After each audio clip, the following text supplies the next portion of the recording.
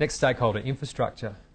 So again, and I don't think this is peculiar to NAB Capital, infrastructure teams like to have high-level design documents. They like to have it fully spec'd out. They like to know exactly the non-functional, so they can scale to the nth degree.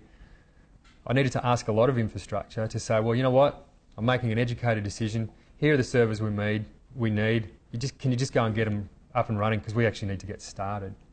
So I needed to really engage those guys, get their buy-in, and they needed to accept. We needed to have a bit of a trustful relationship there, and at times relatively uncomfortable. That was a bit of a challenge. The vendor. So as I said before, we purchased a product. A big part of our solution is based around the product, and we've got people on the ground from that vendor who are on fixed price, who have expectations about what they're going to do, how they're going to do it, the level of spec they want from our business analysts before, and we had to challenge them. And Martin was a big part of this, where we sat in the room and said, you know what, just give us your best guess, work with us, partner with us. We accept mistakes, but we're confident we'll get a better outcome. It took a while, but I think it was worthwhile. You can kind of picture the task planning sessions where we have the vendor sitting in there saying, well, okay, if I have to estimate this task that I need to do, so long as I've got a signed off business requirements and I've got a signed off spec from the solution designer, it'll probably take me about this, but I want to add about that much contingency. So look, for this task, I'll probably give you 45 days. And the challenge for us is say, look, just give us the lean. We're not holding you to it. We just want your best guess, and we'll refine this over time. But a huge cultural shift required for those guys. Support, or our business as usual. In the end, these guys are really going to be, they're the stage gate, they're the ultimate stage gate for us. We were going to ask them, and we have asked them, you know what, we're not going to deliver you a whole bunch of documentation with a shrink wrap piece of software. We're going to come at you often. We're going to build on what we've done, and we're going to come with a level of completeness that we will complete over time, but you need to work with us on it. And the best way for me to describe that with support people is really, I'd call it form over function. So our support people typically want to see, and I hope there's no support people in the room, but they typically want to see a pile of documentation, the form. What we had to challenge it and say, well, we'll give you function instead. We believe that in our wiki, basically, which is the brains of our project, we've got more information than you've had before, but we are not going to put it in a document for you. The other thing we did too is we lifted someone from support and stuck them in and made them part of our team for the duration. So the third context is what I call Agile Up. So some of our other stakeholders. Audit. It's only a little one, but something which is important. You know, we according to our normal project methodology, we had a list a mile long of artifacts that we needed to go through, document approval processes, stakeholder engagement, all that sort of stuff. We actually had to challenge it. So we went through the whole list. We decided what we would do formal sign-off for. For example, solution architecture documents stayed in there. But the majority actually fell outside of that. And we took that back to our PCB and said, we need your support to say this is how we're going to handle sign-offs. We still do sign-offs. We do what we call soft sign-offs instead for the majority of our artifacts, which are wiki-based. But you don't want to leave them out, because when an internal audit comes and audits your project, it's pretty important to have those sort of I's dotted and T's crossed. Other projects. So not all projects think the way we do. We wish they did, but they don't. So where Agile collides with waterfall, you know, we see it often. You know, we're having to integrate with 70+ systems. So we need to be prepared to challenge those projects where, and the example that springs to mind is just recently where we've collaborated with a project for 12 weeks. We have working software. We have reference implementations. We have all the material set up on our wiki, but they still wanted a detailed design document signed in blood by us. We had to say, look, sorry, it's just not the way we work. If we do it for you, we have to do it for everyone. If you're missing information, let us know, we'll get it. But we think that we've actually provided you more. Rather than a design spec, here you go, you can get up and running now. Our user base. Now, you'd probably expect them to be the hardest, but to be honest, they're probably one of the easiest stakeholders to engage.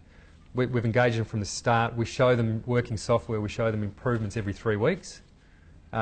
We've actually delivered to production every 3 months, and we intend to do far more iterations and going live far more often than that. And the users have been very receptive to this. Project Control Board. I covered that before, but basically those guys we needed their commitment to make this happen. We needed them to help us prioritise, so we have a prioritisation committee. And sort of reporting changes, no Gantt charts. And I think Martin will go through some of the charts and how we actually do report into our Project Control Board. Final one, never forget them because they fund us. Our funding stage gates, they still operate to a waterfall process. So the challenge there was getting to the end of the design phase, which was around about the end of March this year. They were expecting a detailed design document signed off, detailed requirements signed off, solution architecture 80%, the list goes on. And basically they have their check sheet. If you meet all those, there's a check to keep going for the next 3 or 4 months.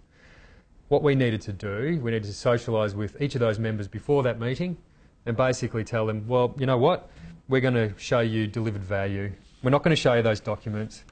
And based on that, we need your commitment that we can go forward. So when we did go to them, we were only a week away from going live for a whole business unit out of New Zealand. So that was a pretty powerful story to those guys. And in the end, we now have those as one of our evangelists who are talking about earned value reports, and they're trying to change their methodology to be a bit more reflective of the business value.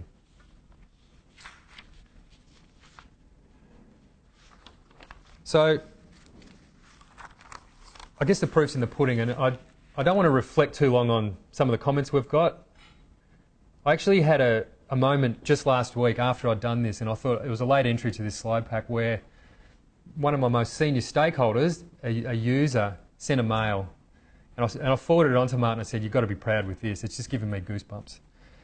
Our senior stakeholder had basically sent me a mail like this to the project team.